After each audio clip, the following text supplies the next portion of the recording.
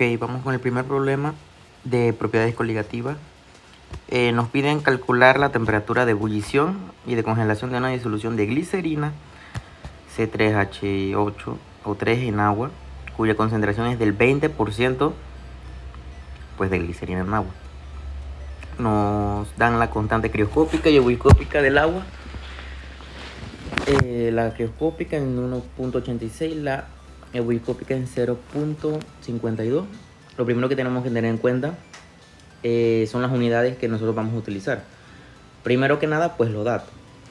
Los datos. ¿Qué tenemos en datos? Nosotros tenemos que el porcentaje masa-masa es de 20% de C3H8O3, la glicerina. Y bueno, no tenemos más nada, más que la parte teórica, ya que nos está diciendo que el disolvente es agua. Nosotros ya sabemos que la temperatura de ebullición del agua es a 100 grados centígrados y la temperatura de congelación es a 0 grados centígrados. Así que entonces el punto de congelación y el punto de ebullición va a girar en torno a esos valores. Ahora bien, vamos a determinar son las fórmulas que tenemos con respecto a esa variación, ya que la variación de temperatura va a girar en torno, bueno, vamos a escoger ya sea la crioscópica o la ebullicópica. Vamos primero con la crioscópica. Con la crioscópica tenemos la constante crioscópica por la molaridad. La constante crioscópica ya la tenemos, que nos la proporciona el problema. La constante crioscópica es 1,86 grados centígrados por kilogramo sobre mol. Esa es nuestra constante crioscópica. Pero que nos falta la molaridad. Y la molaridad también nos va a servir para calcular la variación del punto ebulliscópico. Así que entonces vamos a determinar lo que sería la molaridad, ya que no la tenemos. La molaridad, ¿cómo se calcula? Como ya habíamos visto en casos de concentraciones, la molaridad tiene como principal unidades los moles. A ver. Principales unidades, moles de soluto y kilogramos de disolvente o de solvente. Así que entonces nosotros vamos a buscar esos valores de aquí. ¿Cómo nosotros encontramos esos valores? Mediante al porcentaje que nos están dando. Nos están proporcionando un 20% con respecto a esa disolución. Así que si nosotros tenemos que esa disolución está concentrada en un 20% de glicerina, ¿qué quiere decir eso? El porcentaje nos dice bastante. Porcentaje masa-masa nos dice que es la masa de soluto, la masa de disolución, que la masa de disolución es masa de soluto más masa de disolvente.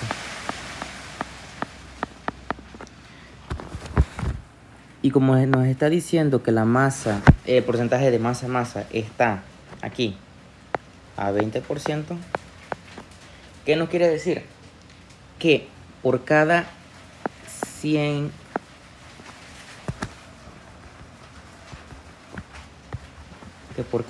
gramos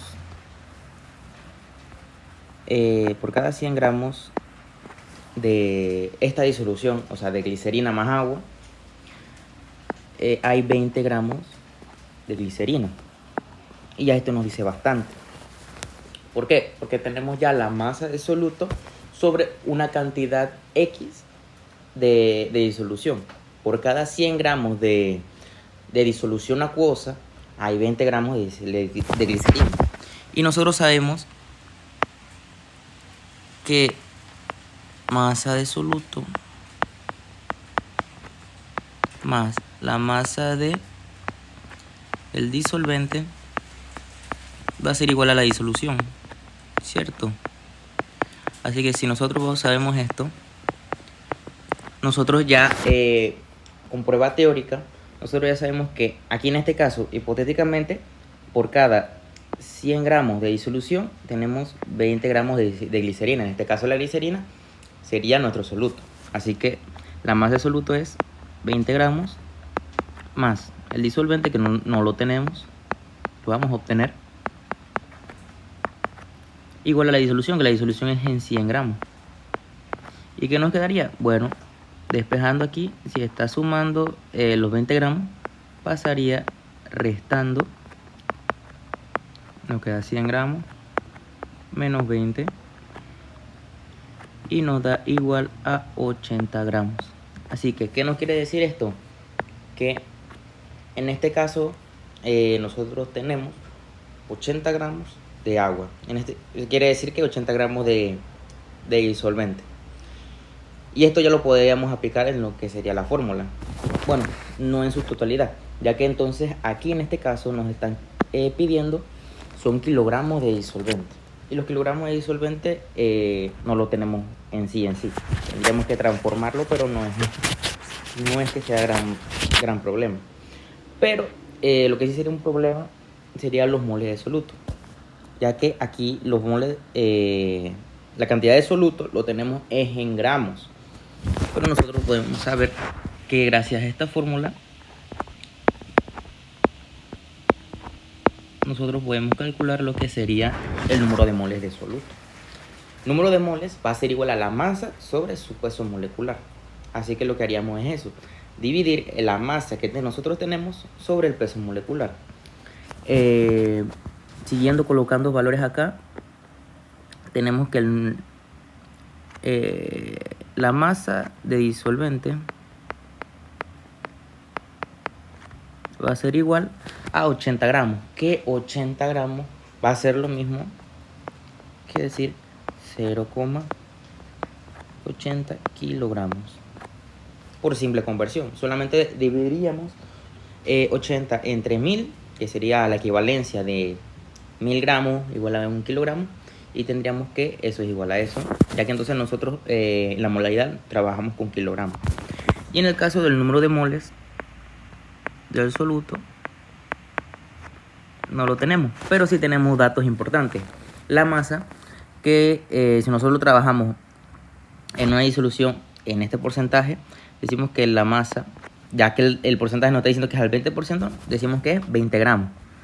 20 gramos sobre su peso molecular. ¿Cuál es el peso molecular de la glicerina? Bueno, lo calculamos.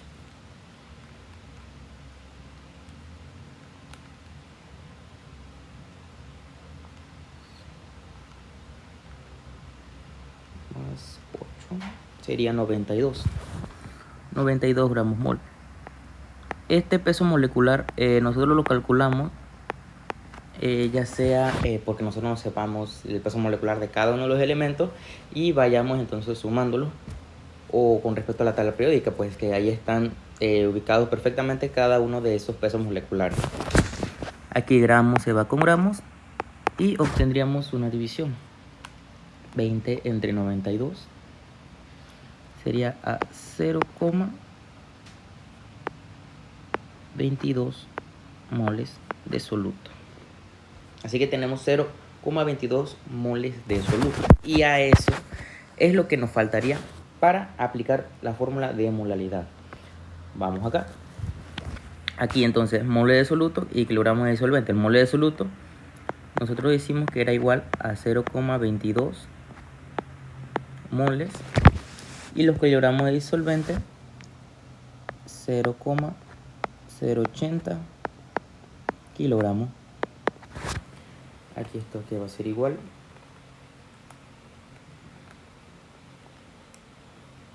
a 2,75. 2,75 lo podemos colocar ya sea en molar o mejor, preferiblemente pues para estos casos de problema, mejor sería en las unidades que ya nos están proporcionando, ya que así entonces de esa manera nosotros veamos cómo se simplifica con otras unidades, mol sobre kilogramo. Así que ya teniendo esto, ya tenemos la molalidad. Aquí presupuestando más espacio, decimos que la molalidad va a ser igual a eso.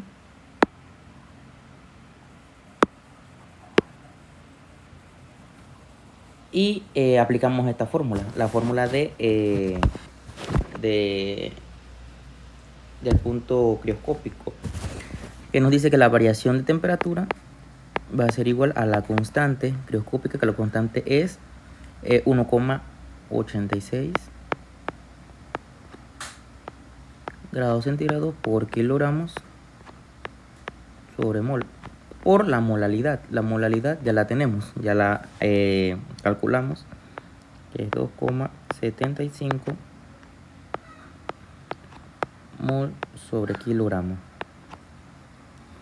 Y aquí obtenemos que esa variación a qué va a ser igual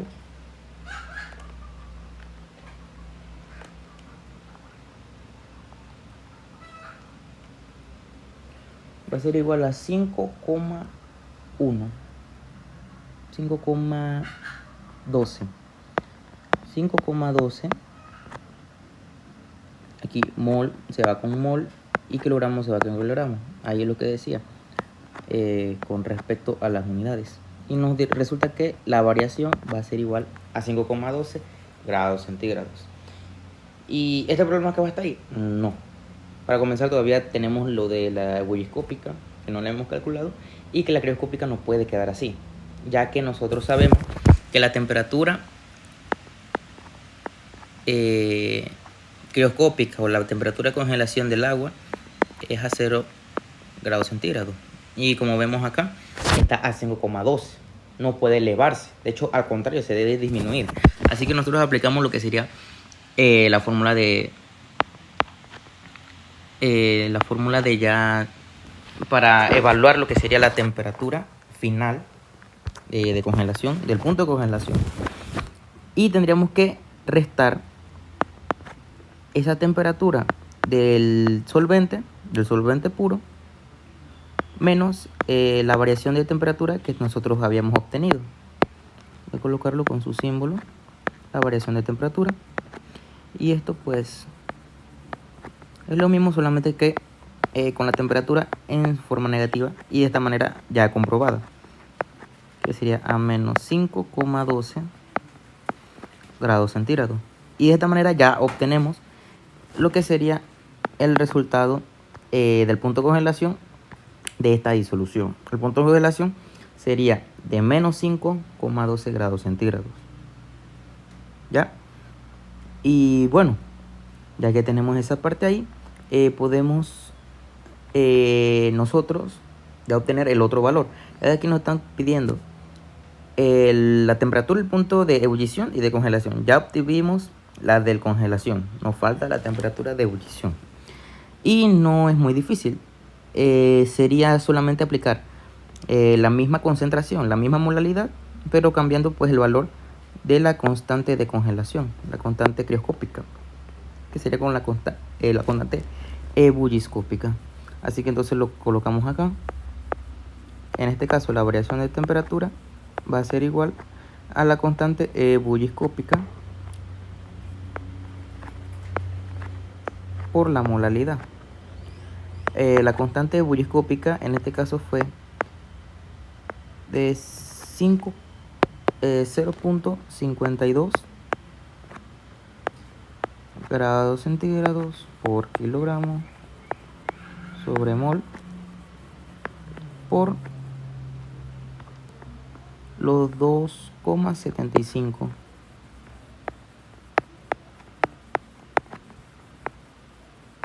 mol por kilogramo. Y bueno, aquí hacemos lo mismo que en el caso anterior, simplificamos mol con mol y kilogramos con kilogramo y multiplicamos.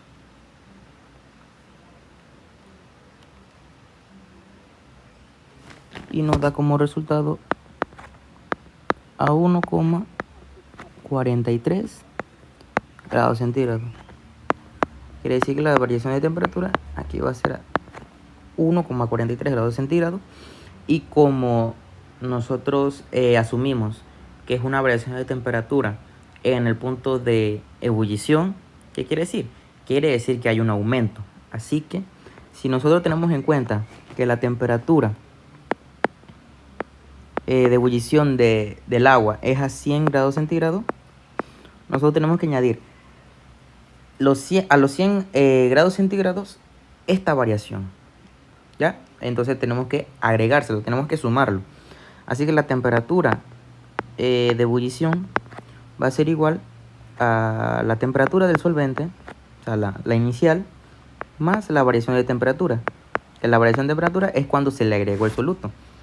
Y de aquí pues obtenemos 100 grados centígrados más 1,43 grados centígrados. Y esto va a ser igual a ¿qué?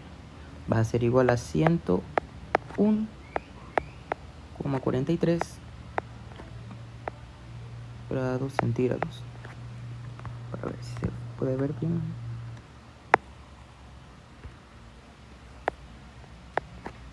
Ya ahí. Y de esta manera ya nos queda claro pues cada uno de los resultados. Ya que nos están viendo en el problema la temperatura de ebullición y la temperatura de congelación. La temperatura de ebullición, ¿a qué sería igual? Sería igual a 101,43 grados centígrados. Aquí no sé por qué me salió un hexágono. 101,43 grados centígrados. Se elevó la temperatura, evidentemente porque hay un aumento del punto de ebullición. Y en el caso del punto de congelación, se evidenció pues una temperatura, de nuevo el hexágono, de menos 5,12 grados centígrados. Evidentemente porque hay una disminución del punto de congelación. Y así sin más, acabamos con este problema.